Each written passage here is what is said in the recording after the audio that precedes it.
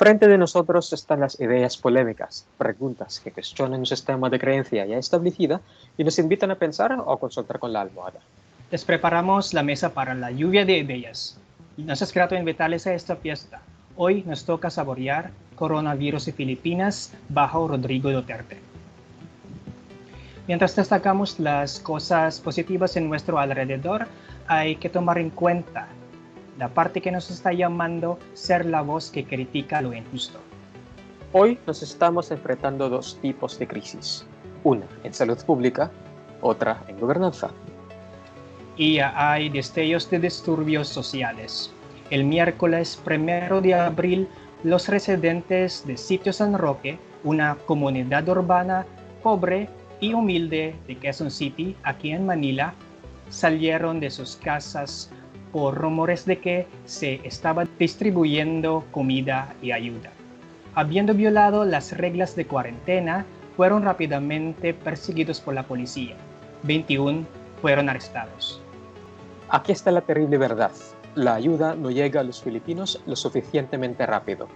En el recientemente firmado Bayanihan para ser considerada como una sola ley, el presidente Rodrigo Duterte prometió dar a 18 millones de hogares un subsidio de emergencia mensual de al menos 5,000 pesos para cada familia durante 2 meses.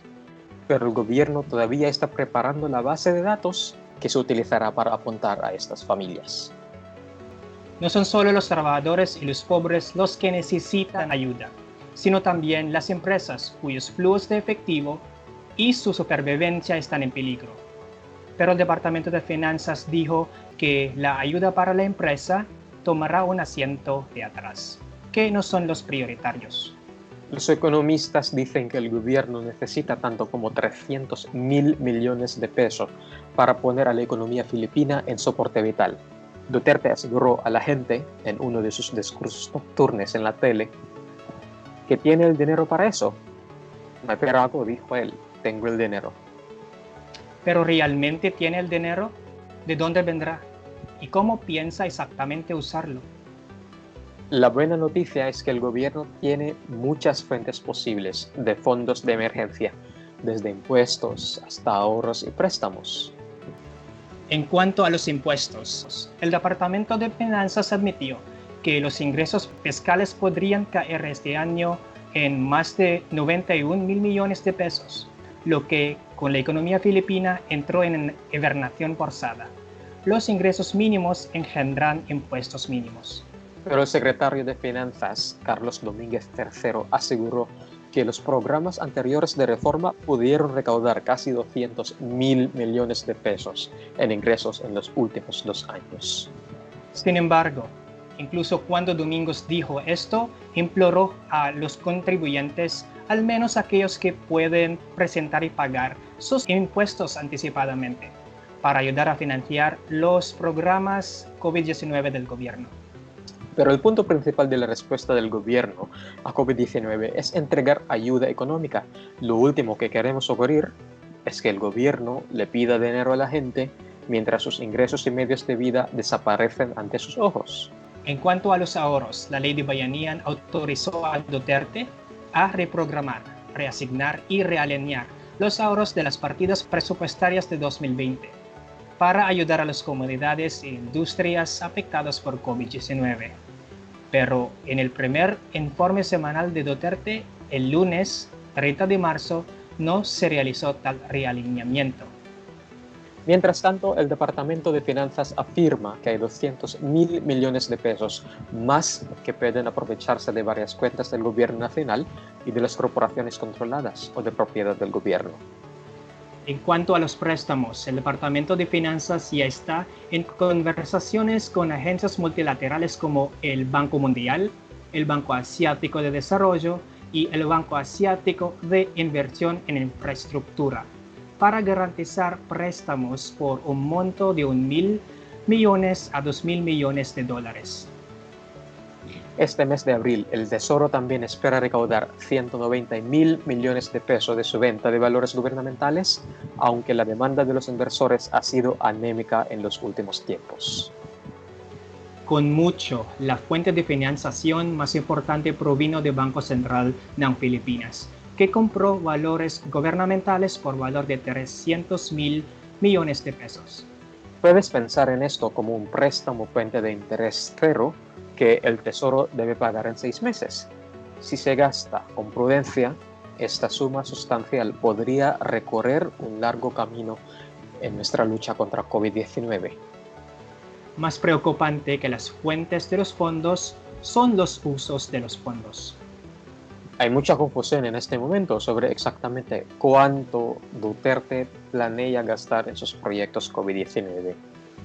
Primero, el gobierno anunció el 16 de marzo un plan de gastos de 27.000 millones de pesos, pero algunos observadores dijeron que esta suma era demasiado pequeña y un simple reempaque de las partidas presupuestarias existentes. Curiosamente, también se destinó principalmente al turismo.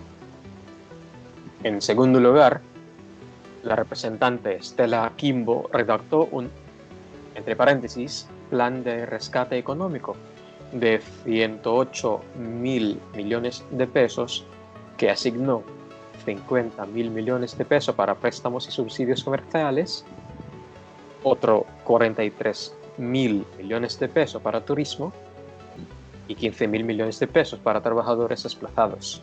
Pero el Congreso aún tiene que aprobar este u otro paquete de rescate. Tercero, los aliados de Duterte en la Cámara redactaron 275.000 millones en su borrador de la ley de Bayanihan, originalmente escrito por el Palacio de Malacañang. Pero cuando se interpelaron los patrocinadores, los autores del proyecto de ley no pudieron proporcionar ningún desglose de la enorme suma que propusieron. Cuarto, la ley de Bayanihan, firmada por Duterte el 25 de marzo, en realidad no especificaba una cantidad total. Duterte luego dijo que gastaría 200.000 millones de pesos, pero eso es apenas suficiente para su subsidio de emergencia, que por sí solo costará entre 180.000 millones de pesos y 288.000 millones de pesos, más 5.000 millones de pesos en costos administrativos. Mucha gente en las redes sociales exige ver qué ha hecho Duterte con el supuesto presupuesto COVID-19 de 275.000 millones de pesos, pero la cantidad real no se sabe. Todavía no hay un plan de gastos detallado. Y mientras tanto, cada día más personas sufren hambre. La ley de Bayanihan especificó la cantidad de subsidio de emergencia que las personas pueden obtener, pero el gobierno aún está elaborando la lista final de los beneficiarios. Tomará semanas distribuir dicha ayuda a 18 millones de familias. Las empresas, especialmente las más pequeñas, también están comenzando a retirarse. Los camiones de reparto se detienen en los puntos de control. Las camionetas de contenedores están varadas en los puertos. Tampoco hay asistencia financiera específica destinada a empresas en la ley de Bayanihan. El Congreso aún necesita elaborar un proyecto de ley por separado para este propósito. Pero los legisladores pueden no volver a reunirse hasta mayo, un momento en el cual muchas empresas ya habrán ido a la quiebra.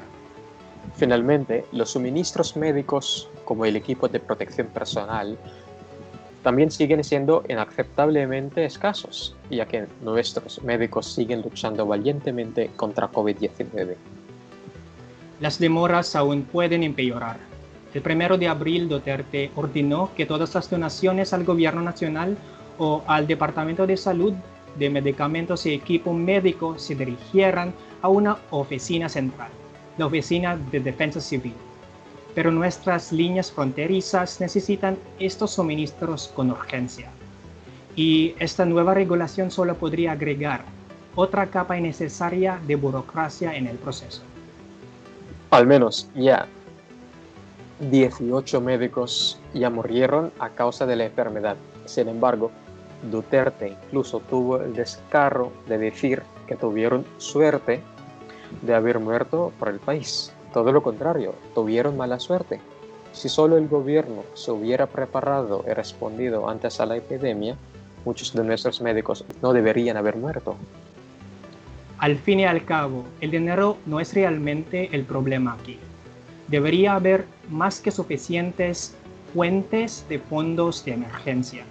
El verdadero problema es que al ingresar a la tercera semana desde el cierre inicial, este lockdown, este Enhanced Community Quarantine, Duterte aún no ha mostrado ningún plan exhaustivo y detallado para asignar y distribuir ayuda en casos de desastre a las decenas de millones de filipinos que necesitan apoyo lo antes posible.